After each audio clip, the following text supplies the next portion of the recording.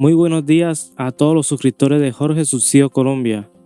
Darle gracias a los más de 3.910 suscriptores. Espero que sigan suscribiendo. Dale like al video, clic la campanita para que les notifique cada vez que suba un video. Y también pueden comentar desde dónde nos está viendo. Ahí es gratificante siempre. La decana de la Escuela de Asuntos Internacionales de París, Arantxa González, al vicedecano de la Escuela de Asuntos Internacionales, Marc Maloney, y a nuestra vicepresidenta de Sciences Po, Vanessa Scherer, y a todos ustedes, pues, un saludo desde Colombia. Estoy en una fase que algunos seres humanos viven difícil, que es aplicar ideas desde un gobierno. En un mundo donde propiamente las alternativas políticas en cierta forma han dejado de existir, donde se ha acostumbrado los gobiernos, el liderazgo político a construir un discurso homogéneo, un pensamiento único, llaman, y donde las perspectivas de crítica han disminuido y por tanto las posibilidades de construcción diferentes al del poder dominante. En cierta forma, quienes hemos integrado las izquierdas, porque hay que ponerlas en plural, gobernamos lo que hemos criticado, el capitalismo. Somos gobernantes del capitalismo y en una época profundamente difícil. Y eso genera una serie de paradojas, de tensiones políticas, de contradicciones incluso, que ahora a mí me toca asumir, como navegar en un río turbulento. Acabo de venir de la COP27, yo estuve aquí en la COP15. Cuando vine a la COP15, esperaba ver 1 millón de personas movilizadas. Y en París lo que había era un estado de sitio. Y para mí fue paradójico porque yo venía de luchar con las armas contra un estado de sitio de 25 años en Colombia. Y París para nosotros era el referente democrático, progresista.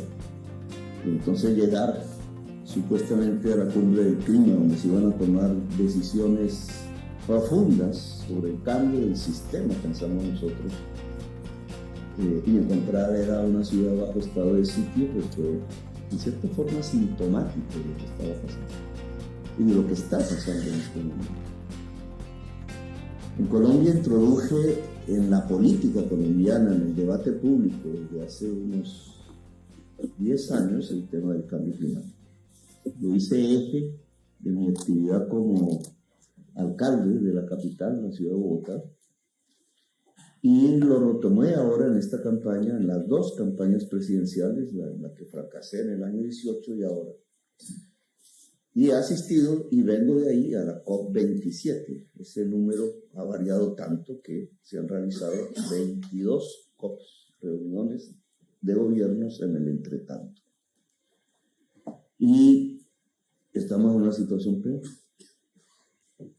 Si uno hace el balance entre la 15 y la 27, la situación hoy es peor, tan peor, que ya ni el presidente de China, ni el presidente de Estados Unidos, ni los presidentes que tienen países que son los que más contaminan la atmósfera en términos de emisiones de CO2 y que tienen las posibilidades de desencadenar los mecanismos financieros para adaptarnos o para mitigar a escala global, asisten, no fueron.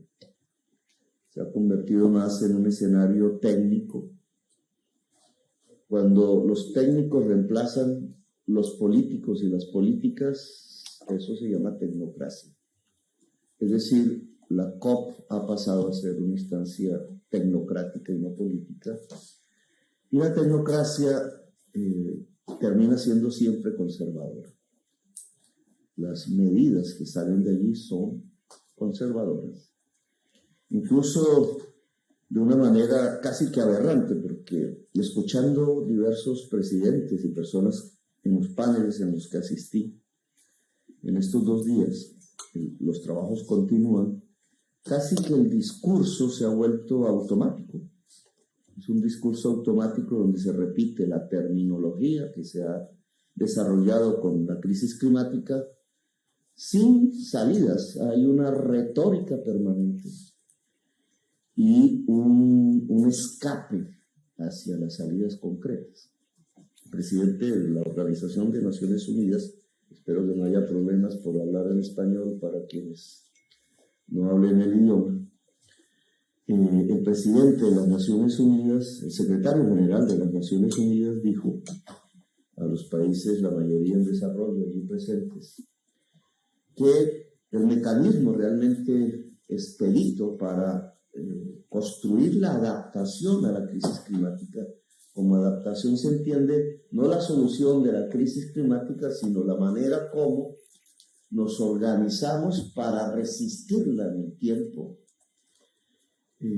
Esos mecanismos de financiación que implican cambios en la organización territorial de la sociedad, de sus infraestructuras, de su producción, pues tenían como camino viable no tanto el aporte de los países más desarrollados, que nunca ha existido en realidad, es mínimo, son limosnas, sino el camino del endeudamiento. Y plantear un país en desarrollo hoy, cuando las tasas de interés han crecido en todo el mundo, cuando el virus ha dejado economías enclenques y sobreendeudadas, que el camino de la solución de la llamada adaptación a la crisis climática es la deuda, pues es una burla. Muchos de allí obviamente protestaron, pero ese ya es el tono de lo que estamos viviendo. Porque la crisis climática no es un episodio transitorio, digamos, frágil, leve para la historia de la humanidad. Si la ciencia está en lo cierto, y no tenemos otra razón más que creerle a la ciencia, si es que aún somos racionales, si es que aún queremos que el siglo XXI sea un siglo de la razón y no de la sinrazón. Entonces la ciencia lo que nos está diciendo es que la crisis climática tiene un potencial de extinción de la vida en el planeta, incluida la humana. No estamos ante cualquier problema, estamos ante el peor problema de la humanidad. Esa crisis climática necesita análisis académico en realidad, no solamente desde el punto de vista de las ciencias exactas, sino desde el punto de vista de las ciencias humanas, recogiendo ese concepto que tanto criticó Foucault. Es más, necesita un análisis desde la economía política. Yo he intentado, la campaña electoral me lo impidió, escribir un libro al respecto. No lo encuentro en las librerías que he recorrido. No se ha escrito, al parecer, mucho sobre el tema. Ustedes pueden encontrar análisis de periodistas sobre la crisis climática, pueden encontrar análisis pues de biólogos, de climatólogos, de geólogos, etcétera, que son los que le mostraron al mundo su existencia, pero desde el punto de vista de la economía, por ejemplo, no la encuentran, y la crisis climática es un problema económico, generado por la economía y con efectos sobre la economía. El generador de la crisis climática es la economía. Y entonces es desde la teoría económica desde donde deberíamos ver análisis y respuestas. Y no básicamente porque en el pensamiento dominante económico, que se alejó del todo de la economía clásica, la crisis climática es como una piedra que cae en un estanque. Voy a tratar de no alargarme, pero tiendo a hablar bastante. Porque el paradigma que está detrás de la teoría económica dominante del mundo, la que impera en Francia y la que impera en Colombia y en los Estados Unidos y en el Japón, es básicamente el eco, el recuerdo, la profundización incluso matemática de un modelo económico que creó un señor llamado León Barras. Espero que se suscriban para estar pendientes a más videos de listados en mi canal. Y comenten. Que se le llama la teoría del bienestar general y que básicamente consiste, demostrado matemáticamente, que si se deja actuar el mercado libremente, se maximiza la utilidad. Para hacer la demostración matemática, y la economía siempre recurre a la matemática como su legitimación científica falsa, entonces tienes que hacer unas funciones continuas que puedes expresar perfectamente, buscar tangentes. La tangente, recuerden ustedes que en el cálculo nos permite la maximización. Si la derivada es igual a cero, matemáticas, nadie duda de las matemáticas, entonces cuando se hace un modelo así, nadie duda de su conclusión. Si el mercado actúa libremente, se maximiza la utilidad. La utilidad se transforma en bienestar. Y el bienestar individual se transforma en bienestar general. Entonces se puede decir, como se dice hoy, ese es el neoliberalismo. El bienestar general de las sociedades se maximiza si el mercado actúa libremente. Bajo eso llevamos décadas de práctica. Pero el resultado actual no es que se maximizó el bienestar de las sociedades, sino que estamos a punto de extinguirnos. Entonces el paradigma se derrumba. La teoría de Walras hoy, ante la práctica misma de la extinción, termina demostrando que era simplemente un planteamiento ideológico y no una ciencia. Sin embargo, la teoría económica que domina el mundo es esa. Todo el arquetipo, todo el instrumental de medios económicos que usan los gobiernos está cimentada en este paradigma que te dice que si los mercados actúan libremente, se maximiza la utilidad y estamos ante una crisis integral de la existencia humana. Luego, desde esa economía no podían salir mayores respuestas. Algún intento hizo un premio Nobel, Nordhaus y otros, tratando de mirar la crisis climática como una externalidad en el mercado, tratando de introducirla entonces para que el mercado la corrigiera.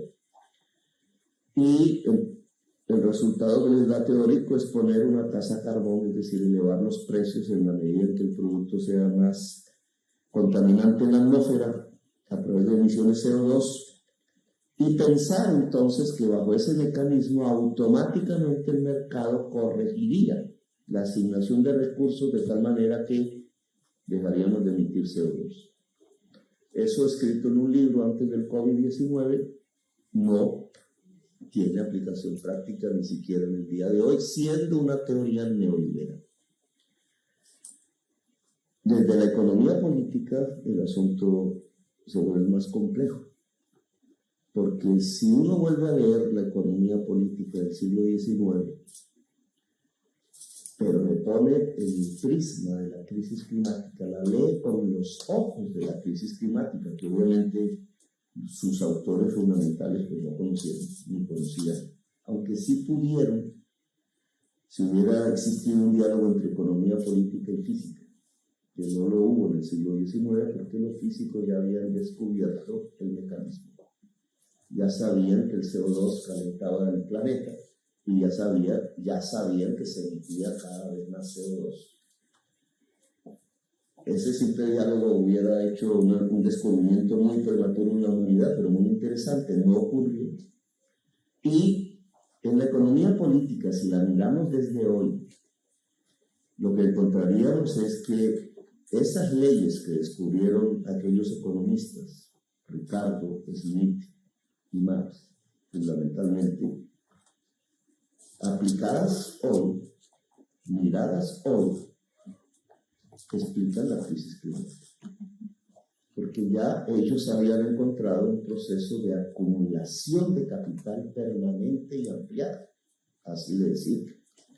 Ya habían descubierto a través de sus conceptos alrededor del valor y no del precio, y de cómo podía ir surgiendo el plusvalor, que el mismo capital desencadenaba un mecanismo de amplitud, un mecanismo ampliado de manera permanente, que como un huracán iba llegando a todos los rincones de la Tierra y de la existencia humana, simplemente porque el capital busca ganancia. Ellos no llegaron a la atmósfera, pero ahora nosotros sí podemos ligar su análisis con el análisis químico de la atmósfera y encontrar que la acumulación ampliada de CO2 en la atmósfera, es decir, el cambio químico de la atmósfera, no es más sino el reflejo de la acumulación del capital en la economía. Claro, de esa idea surge una acción bastante radical, porque no se podría superar la crisis climática sino superando la acumulación de capital. O en otras palabras, no podríamos garantizar la vida en el planeta, incluida la humana, sino superando la acumulación de capital. Es decir, superando el capital, lo cual nos pone a pensar en términos de finales del siglo XIX o como pensaba la gente a principios del siglo XX. Claro, la historia no se repite. Las respuestas que entonces se están dando desde el mundo de la política en el mundo, esto que se llaman las COPs, que es donde se pueden resumir muchas de estas propuestas, tenemos esa oportunidad de condensarlas en unos instantes del tiempo y en un lugar geográfico cada vez más alejado de la humanidad.